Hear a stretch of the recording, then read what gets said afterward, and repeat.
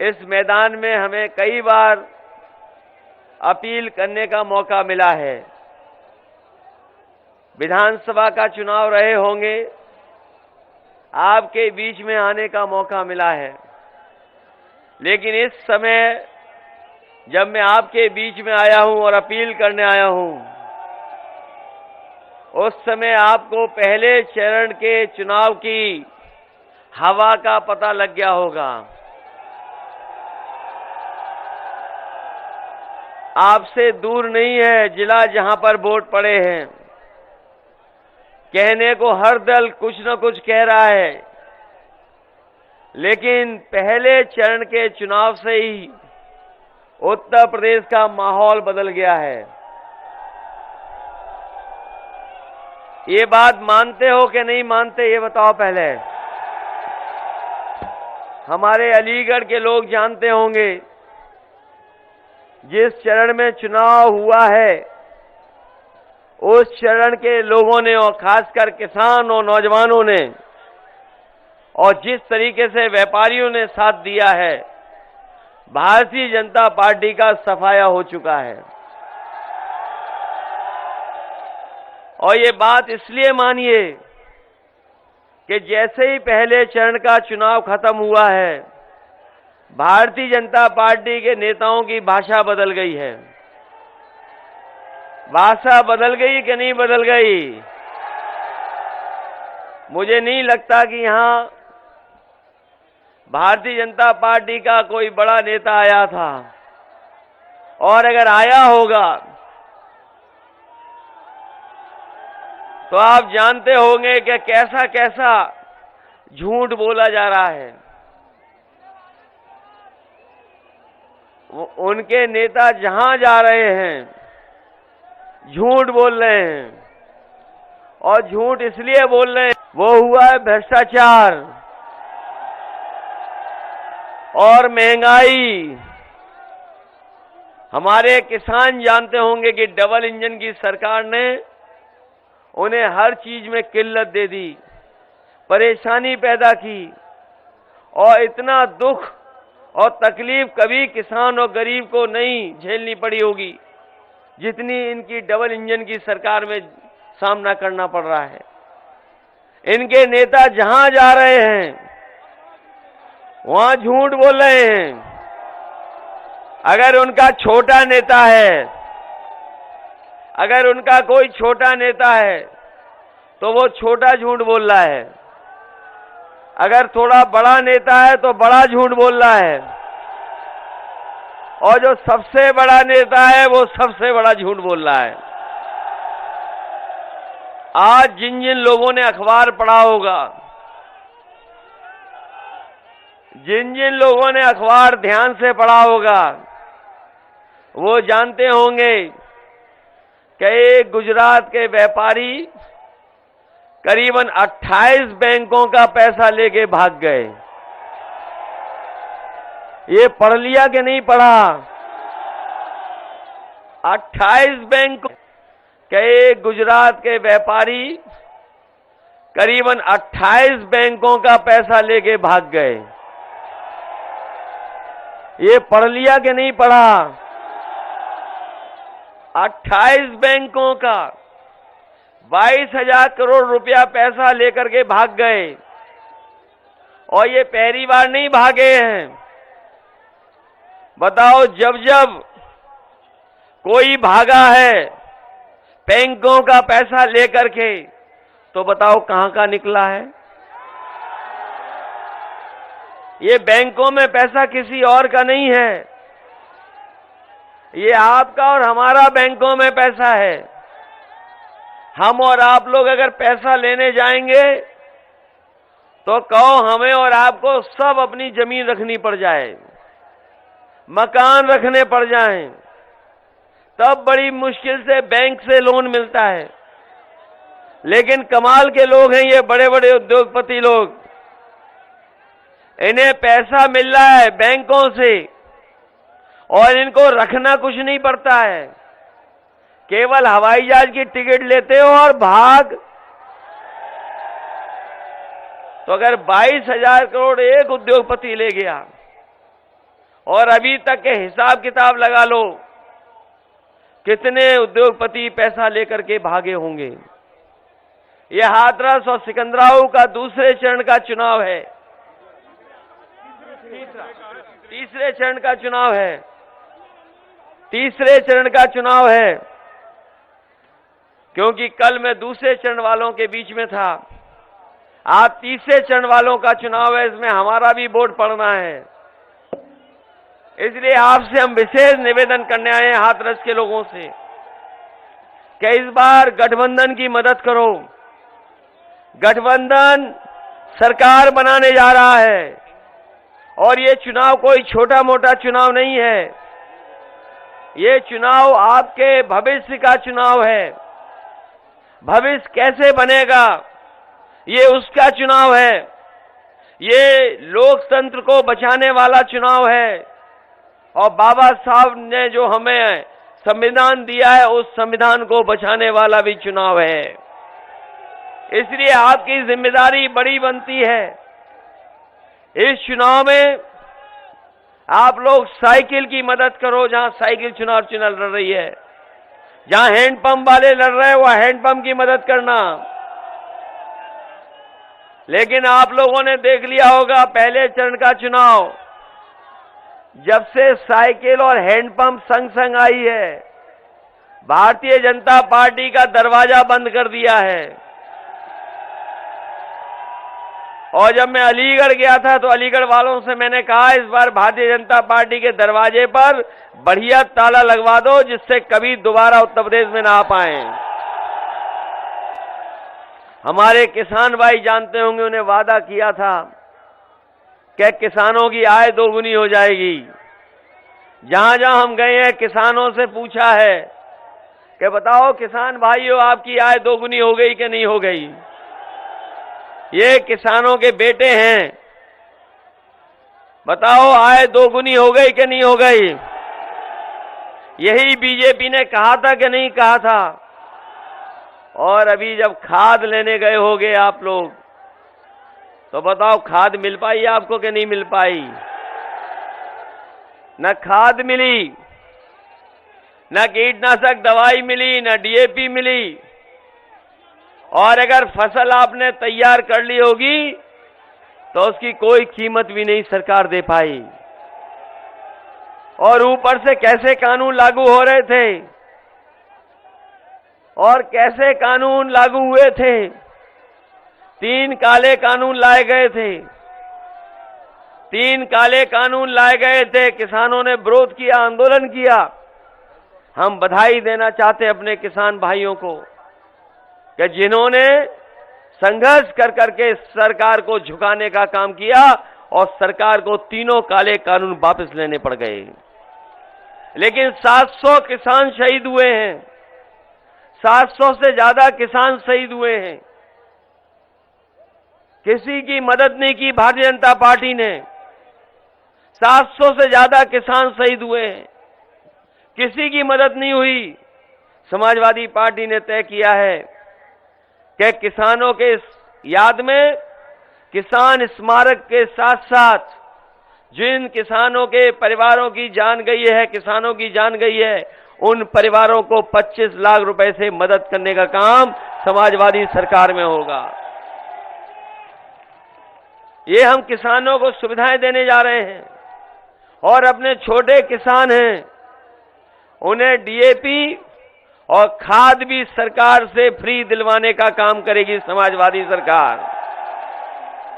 और अगर हमें किसानों की फसल के लिए खरीदने के लिए अगर मंडी से लेकर के खरीद केंद्र बनाने पड़ेंगे, तो खरीद केंद्र बना करके हम अपने किसानों को एमएसपी दिलाने के लिए नियम बना करके उन किसानों की खरीद करने का काम करेंगे।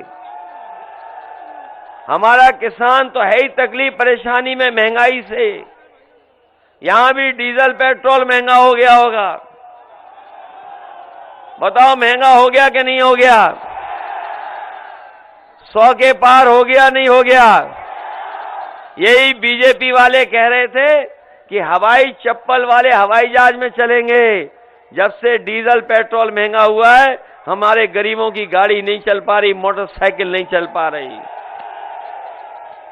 इसीलिए समाजवादी पार्टी ने तय किया है कि हमें अगर पेट्रोल भी फ्री देना पड़ा तो देने का काम करेंगे। इधर जब बिजली का बिल आता होगा आपके घर में, तो बिजली का करंट लगता है कि नहीं लगता है? इसलिए समाजवादी पार्टी ने तय किया है कि आने वाले समय में समाजवादी सरकार बनेगी तो किसी को 300 यूनिट के लिए कोई पैसा देना नहीं पड़ेगा, 300 यूनिट बिजली फ्री होगी। ये बीजेपी वाले कह रहे थे कहां से फ्री कर लोगे? ये बीजेपी वाले पूछते हैं, पत्रकार साथी भी जानते होंगे कि बीजेपी वाले पूछते हैं कि 300 यूनिट फ्री बिजली कैसे कर दोगे? हमने कहा समाजवादियों ने बिजली के कारखाने भी बनाए हैं और कारखाने बना करके जो बने हुए बिजली के कारखाने बिजली भी दिलाएंगे और बजट से हिसाब किताब लगा लो, हमें कोई ज्यादा खर्च नहीं करना पड़ेगा। जो बिल देते हैं हमारे लोग उनका 300 यूनिट का पैसा लगा लो, साल का ज्यादा से ज्यादा 30,000 करोड़ बन रहा है। हम अपने गरीब और किसानों के लिए और आम लोगों के लिए अगर 30,000 करोड़ भी खर्च करना पड़ेगा तो बजट से खर्च कर करके अपने लोगों की मदद करने का काम करेंगे। और हमारे मुख्यमंत्री तो कमाल के हैं, अगर 5 साल में भी उन्होंने बिजली के कारखाने का नाम बताया हो तो बता दो। यहीं बगल में सिकंदराबाद, ये हमारा हरदुआगंज में लगा है बिजली का कारखाना। ये हमारा हरदुआगंज में बिजली का कारखाना लगा है, हरदुआगंज में। मैं देखा पिछली बार कि जब मुख्यमंत्री गए, मैंने सोचा कि शायद बिजली के कारखाने का नाम लेंगे, लेकिन पूरा भाषण उन्होंने दिया लेकिन बिजली के कारखाने का नाम नहीं लिया उन्होंने। एटा गए और एटा की सड़क पर देख लेना, अगर आप एटा से लखनऊ और कानपुर की तरफ जा रहे हो तो बाईं तरफ देख लेना कितना बड़ा कारखाना लग रहा है। वो 2000 मेगावाट का कारखाना है, वो सस्ती बिजली है। अगर ये चाहते तो लगवा देते। ये डबल इंजन की सरकार पता नहीं कहां रफ्तार बढ़ाई थी, इन्होंने बिजली का कारखाना नहीं लगने दिया और अभी तक नाम नहीं ले पाए हैं। बताओ उनके मुंह से कभी सुना हो 3x660 super critical thermal plant? अगर उनके मुंह से सुना हो तो बता दो। और पत्रकार साथी, हम आपसे दावा करते हैं कि वो 3x660 super critical thermal plant कभी नहीं कह सकते। और उनका सबसे बढ़िया काम था सांड पकड़ने का, वो भी नहीं पकड़ पा रहे। बताओ, सांड खुले घूम रहे हैं, किसानों को बर्बाद किया है। इसीलिए हमने तय किया कि बड़ी संख्या में उत्तर प्रदेश में सांडों से लोगों की जान गई है, बड़ी जाने गई हैं। आप पता कर लो, हर दिन अखबार में पढ़ने का मिलता था कि इधर सांड ने मार दिया, उधर सांड ने सींग मार दिए, और कभी गाड़ी में एक्सीडेंट हो गया, और अभी हमें मंच पे बता रहे कि परसों सांड ने हाथरस में मार दिया। तो आए नहीं हाथरस में, तो हाथरस में किसने मार दिया? सांड ने मार दिया। इसीलिए हमने कहा कि अगर हमें 5 लाख रुपए से भी मदद करनी पड़ेगी ऐसे परिवारों की, तो समाजवादी सरकार में उन परिवारों की मदद करने का काम करेंगे। इधर आपने तस्वीर देखी होंगी मुख्यमंत्री जी की लखनऊ की, स्टेडियम में बहुत सारे उन्होंने लैपटॉप बांटे,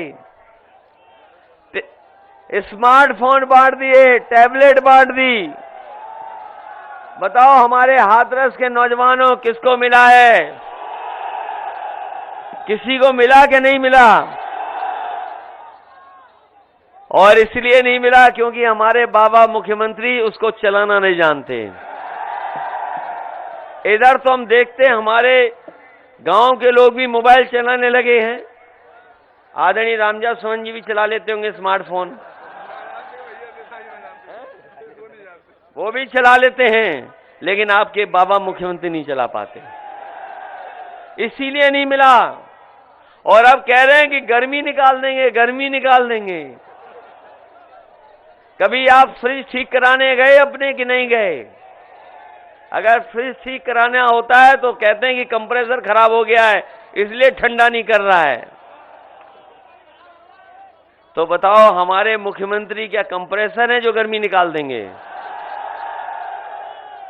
लेकिन हम अपने नौजवानों को कह करके जा रहे हैं, अगर ये गर्मी निकालने की बात कर रहे हैं तो समाजवादी सरकार बनेगी तो फौज से लेकर के पुलिस में नौकरी निकाल करके आपको रोजगार और आपके भविष्य को बनाने का काम करेंगे।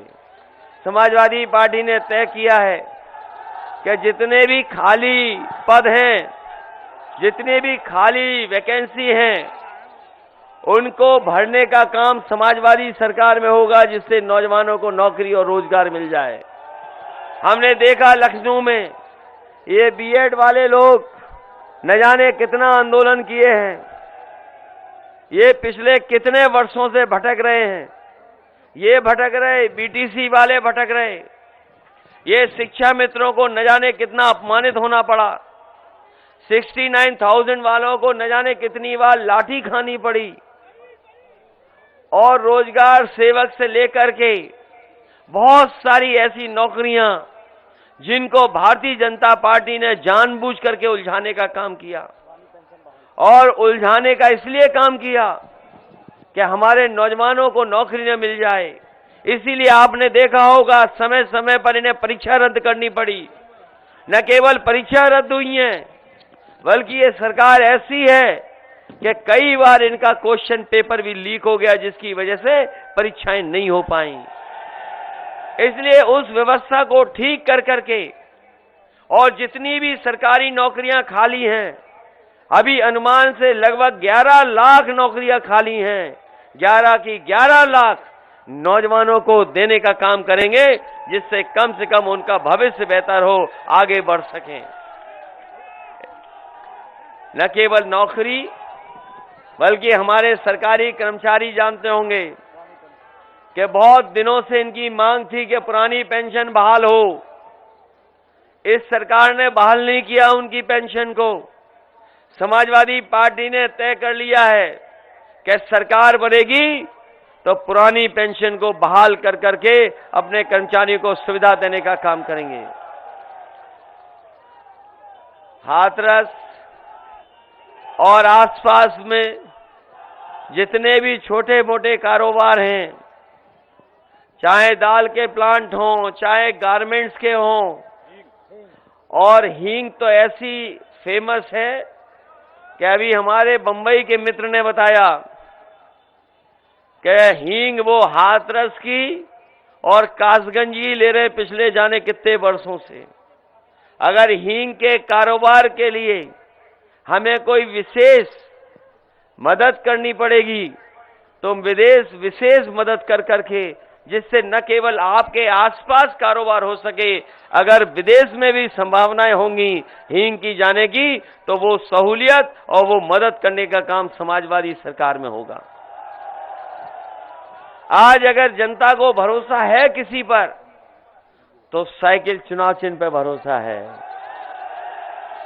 बताओ भरोसा है कि नहीं है?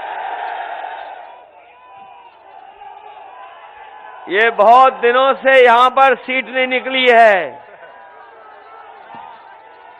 बहुत दिनों से यहां पर सीट नहीं निकली है। ये सिकंदराव वाले बताओ और हाथरस वाले, क्या बात है जो हम क्या करें जो आप सीट निकल जाए? अरे इस मैदान में कितनी बार अपील करवाओगे मुझसे? नौजवान साथियों, हम आपसे कहना चाहते हैं, आपका भविष्य खराब कर रही है भारतीय जनता पार्टी। बताओ भविष्य खराब हो रहा है कि नहीं हो रहा है? इनकी हर बात झूठी निकली कि नहीं निकली? इनका हर वादा जुमला निकला कि नहीं निकला? ये तो कह रहे थे बुलेट ट्रेन लाएंगे। वो बुलेट ट्रेन कहां है? कहां है बुलेट ट्रेन? बुलेट ट्रेन का नहीं पता कहां है।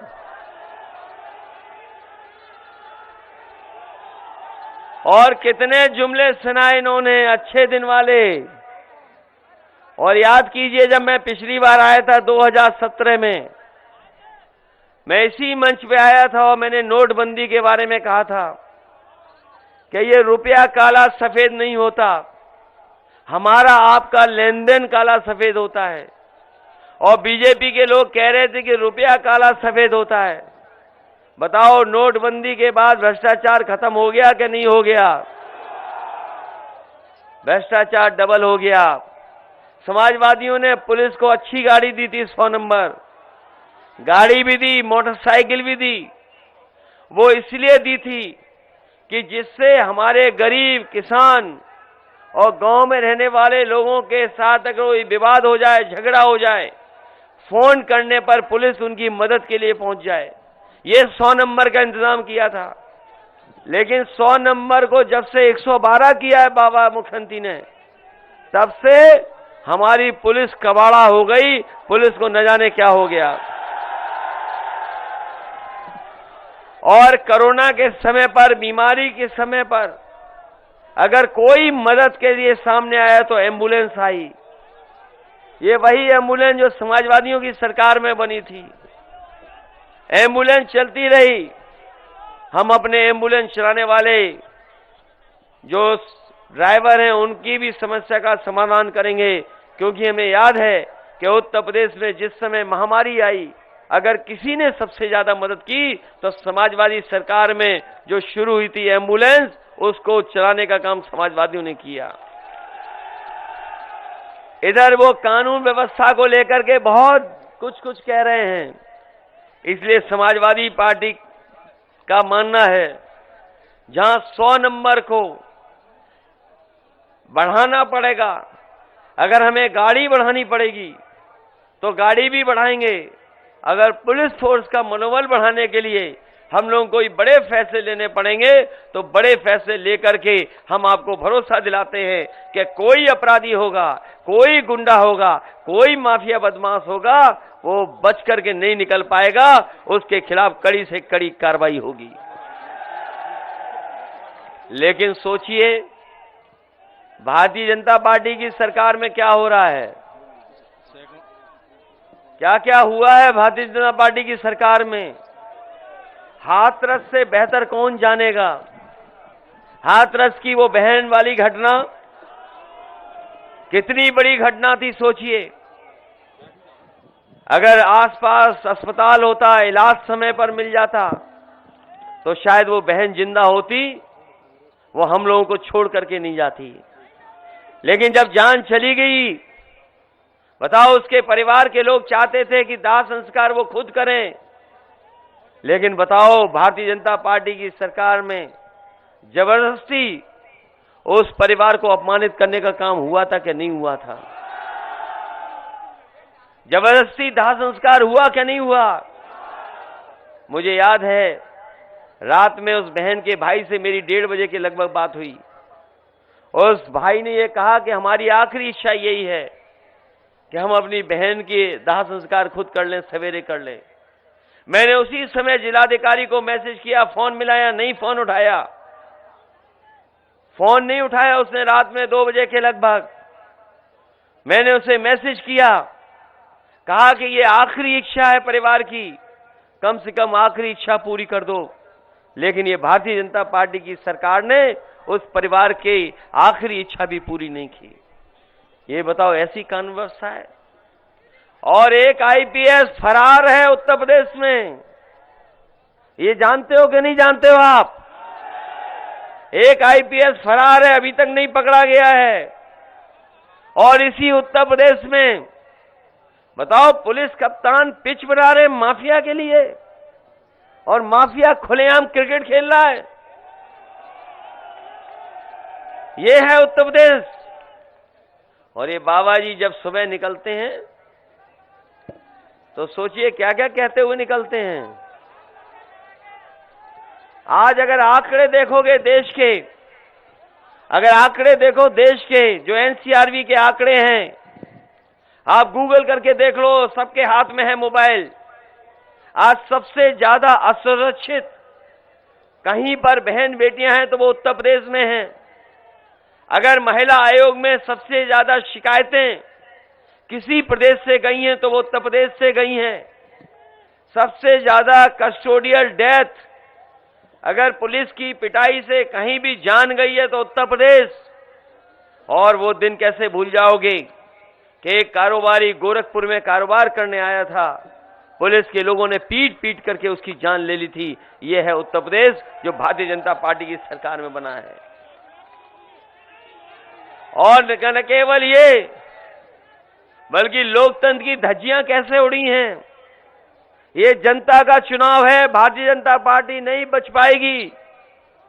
ये जब चुनाव हुए थे पंचायत के, जनता ने उसी समय खिलाफ मतदान कर दिया था, लेकिन उन्होंने जबरदस्ती वोट लूटने का काम हुआ था क्या नहीं हुआ था।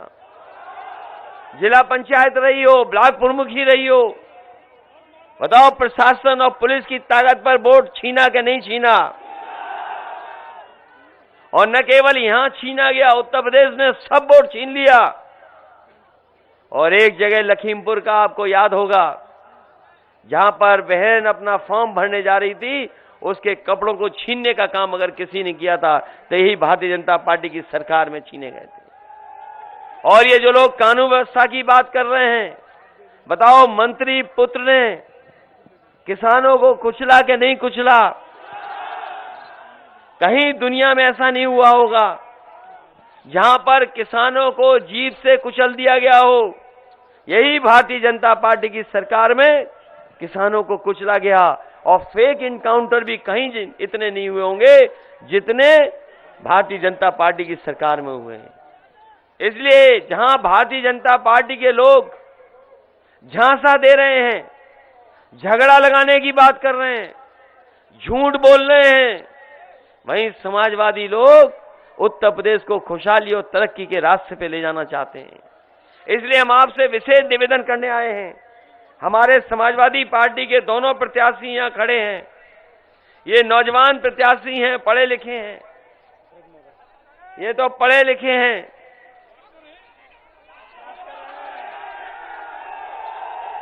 ये पढ़े लिखे हैं, डॉक्टर हैं, और हमें लगता है सरकार का इलाज यही करेंगे। ये जो बाबा मुख्यमंत्री टैबलेट देते रहे, वो टैबलेट किसी को नहीं मिली। अब डॉक्टर साहब जीत करके टैबलेट बीजेपी वालों को देंगे। हमारे डॉक्टर साहब को जिताइए। और हमारे दूसरे साथी हैं ब्रिजमोहन राही, हाथरस से जो चुनाव लड़ रहे हैं, मैं इनके पक्ष में भी आपसे अपील करना चाहता हूं कि जहां आप डॉक्टर ललित बघेल जी की मदद कर रहे हैं, वहीं आप इनकी भी मदद करना। और गठबंधन के एक और प्रत्याशी हैं जो प्रदेश गुड्डू चौधरी हैं, जिनका चुनाव चिन्ह हैंडपंप है, उनकी भी मदद करना। ये तीनों प्रत्याशी जिताइए। समाजवादी पार्टी ने हर एक को साथ लेने का काम किया है। अगर हैंडपंप को लिया, वहीं महान दल को साथ लिया है। महान दल के लोग भी इस बार समाजवादी पार्टी की मदद कर रहे हैं। और न केवल महान दल, और जब से स्वामी प्रसाद मौर्य जी आए हैं और दारा सिंह चौहान आए हैं, तब से उत्तर प्रदेश का पूरा माहौल बदल गया है। इसलिए जब मंत्री आ रहे हैं आपके साथ, बड़े बड़े मंत्री आ गए छोड़ करके भारतीय जनता पार्टी को, तो सोचिए आपके साथ कितनी ताकत जुड़ गई है। इसलिए इस चुनाव में समाजवादी पार्टी और आरएलडी के सभी प्रत्याशियों की मदद कर देना, यही निवेदन, यही अपील करने आया हूं। और मैं भरोसा दिलाता हूं कि आपके विकास को और यहां की खुशहाली को आगे बढ़ा करके हम आगे बढ़ाने का काम करेंगे। साथ ही साथ जो हमारे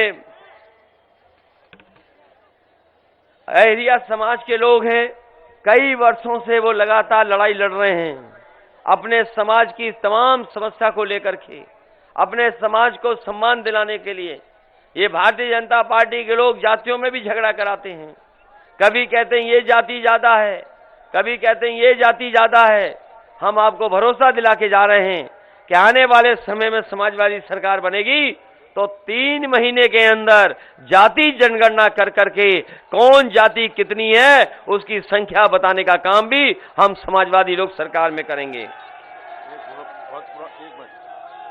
वहीं मुझे दुख है इस बात का, मुझे दुख है इस बात का कि प्रेम प्रकाश यादव जो जिनका निधन हो गया, हमें बहुत अफसोस है, हम उनको श्रद्धांजलि देते हैं।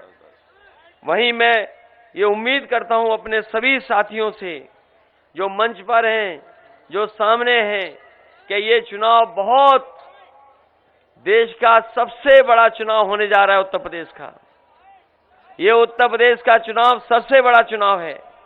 न केवल उत्तर प्रदेश की राजनीति बदलेगी यहां से, बल्कि उत्तर प्रदेश का परिणाम देश की राजनीति को बदलने का काम करेगा।